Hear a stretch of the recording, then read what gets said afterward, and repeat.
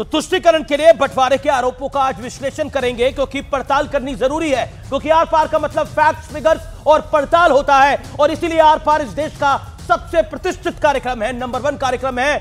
विपक्ष से लेकर सरकार तक इस कार्यक्रम को गौर से देखती है।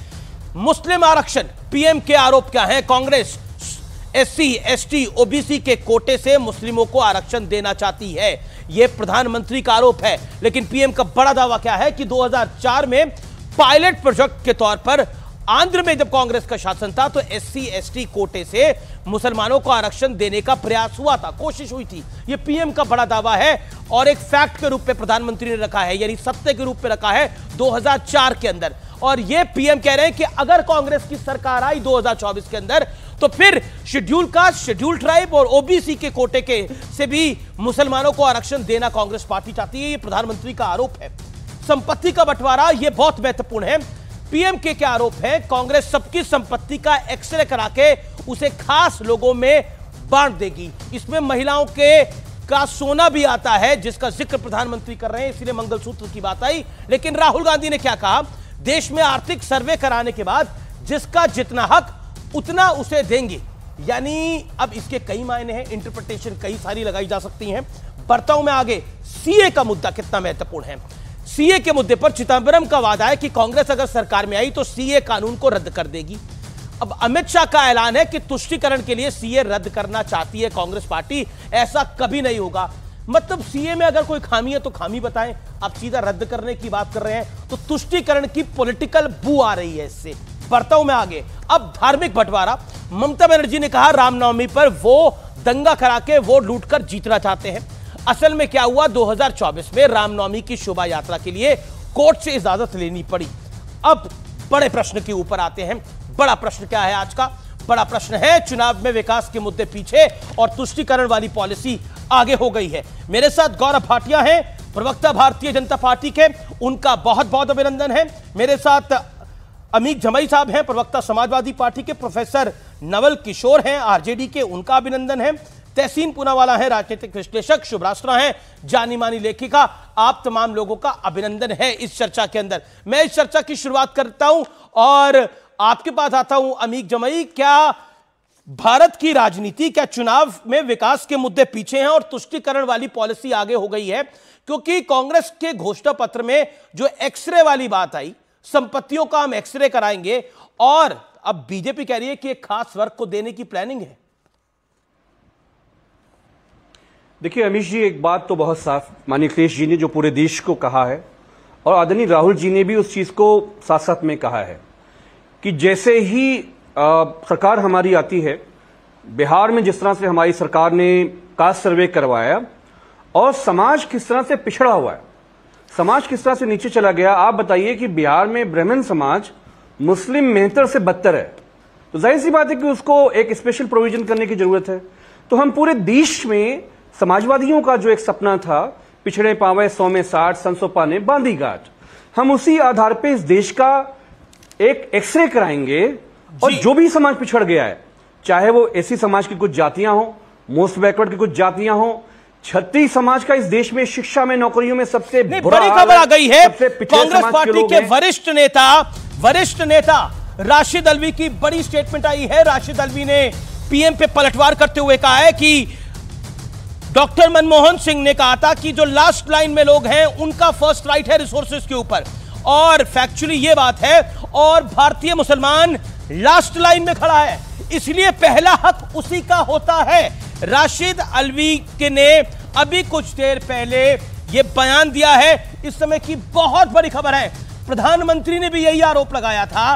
राशिद अल्वी कह रहे हैं कि सबसे कांग्रेस के नेता, कांग्रेस पार्टी के नेता है राशिद अल्वी, किसी और पार्टी के नहीं। व्यूअर्स, राशिद अल्वी कह रहे हैं कि इस देश में मुसलमान ही सबसे आखिरी पंक्ति में खड़ा हुआ है, तो फिर रिसोर्सेज पर उसका फर्स्ट राइट है, यानी पहला अधिकार है, ऐसा राशिद अल्वी कह रहे हैं। मैं इस समय इयांस जो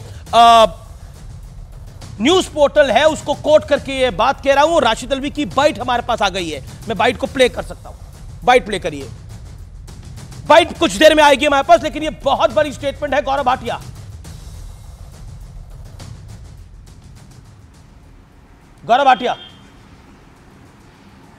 हाँ अमीर जी, देखिए मैं सबसे पहले तो ये कहना चाहूंगा कि आज जब पहले फेज का मतदान हो गया है और घमंडिया को लग गया है कि उनका सुपड़ा साफ होने वाला है, भाजपा की 370 प्लस और एनडीए की 400 प्लस आने वाली है, तो बड़े घबराए हुए हैं, हताश हैं।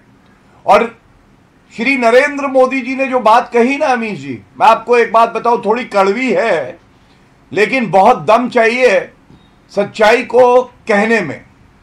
टू कॉल अ स्पेड, जो गलत है उसको गलत कहना जरूरी है।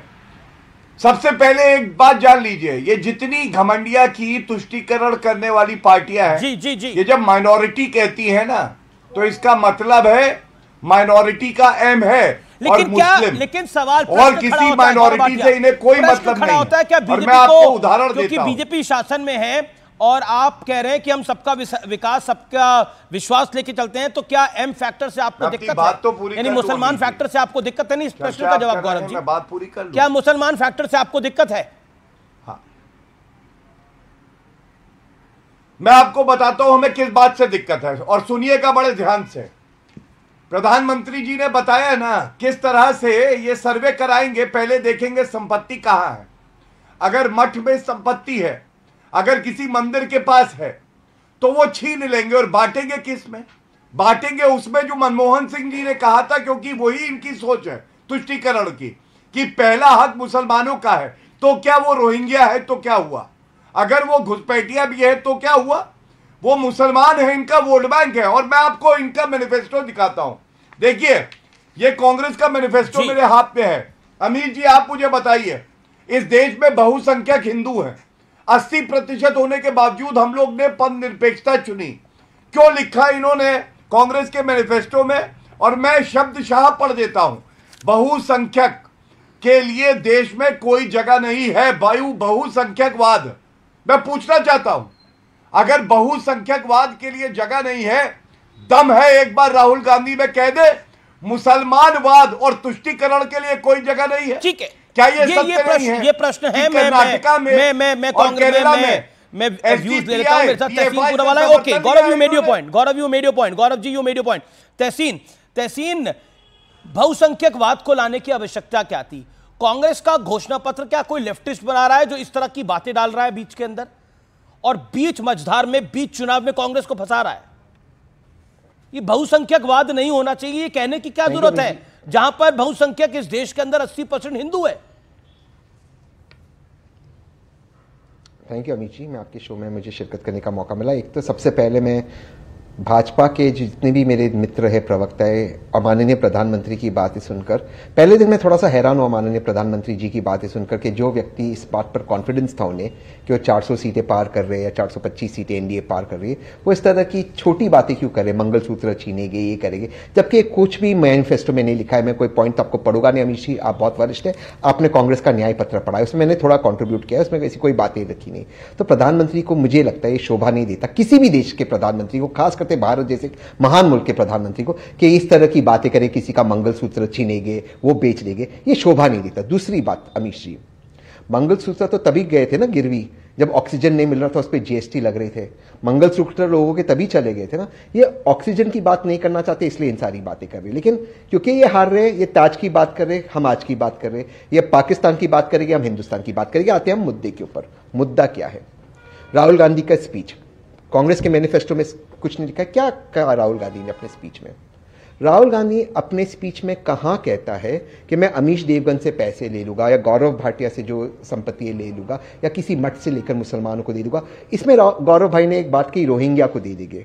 भैया अगर इस देश में 10 साल में दुनिया का सबसे ताकतवर इंसान और दूसरा सबसे ताकतवर इंसान प्रधानमंत्री और गृह मंत्री है, और उसके बावजूद अगर घुसपैठी इस देश में, तो गलती किसकी? अमीश देवगन की है, तहसीन की है, या नरेंद्र मोदी जी की? तो नरेंद्र मोदी जी अपना रेजिग्नेशन भेज दे अमित जी के शो पे और बता दे मैं फेल हो गया, जैसे अमित शाह जी दिल्ली में 2 बार फेल हो गए, नाक के नीचे दंगे हो गए। अब आती है तीसरी बात, अब आती है तीसरी बात, माइनॉरिटी। मेरा काउंटर क्वेश्चन है, अब आती है माइनॉरिटी। तहसीन मेरा काउंटर क्वेश्चन है, बहुसंख्यकवाद जो मैनिफेस्टो में लिखा हुआ है, हम बहुसंख्यकवाद नहीं होने देंगे। अकॉर्डिंग टू कांग्रेस मैनिफेस्टो बहुसंख्यकवाद क्या है?